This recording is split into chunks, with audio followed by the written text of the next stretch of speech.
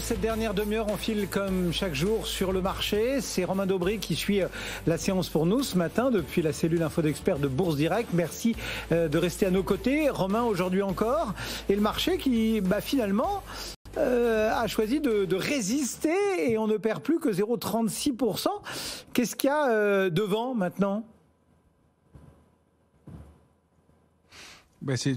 Sur le CAC, c'est le grand trading range 6717, 6828 sur le futur CAC 40. C'est la zone de congestion. Alors, ça risque de rester un petit peu volatile aujourd'hui. Les marchés américains étaient fermés hier. Les opérateurs américains ont pu traiter des futurs, mais pour ce qui est du marché cash, ils vont réouvrir à 15h30 aujourd'hui.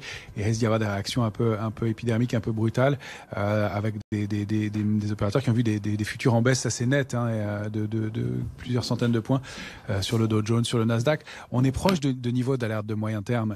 On réagit toujours bien, ce qui fait penser que le marché va bien tenir. Encore une fois, c'est ce niveau de couverture dans les portefeuilles à Paris. C'est un niveau de couverture correct, mais moyen. On était très complaisant en début d'année. On était beaucoup plus couvert jusqu'en septembre dernier.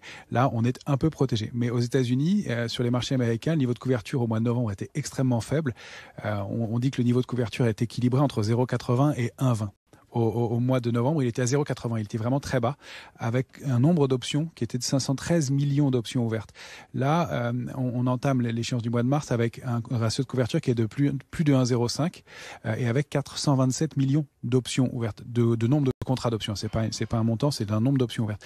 Donc la position ouverte a baissé de 15 à 17% et le niveau de couverture est plus important. Donc ça sert d'amortisseur pour l'instant dans ce marché qui reste, à mon sens, quand même dans une grande phase corrective, mais dans laquelle il pourrait y avoir un rebond.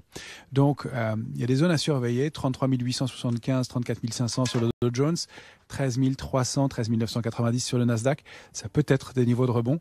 C'est ce qu'on va essayer de surveiller. D'accord. Et c'est ce qui a amorti pour l'instant, en tout cas, cette baisse.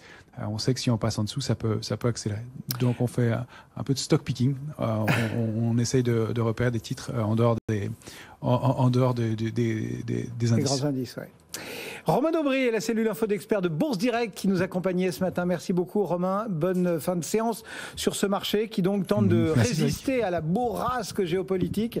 On perd 0,48%, 6755 points pour le moment.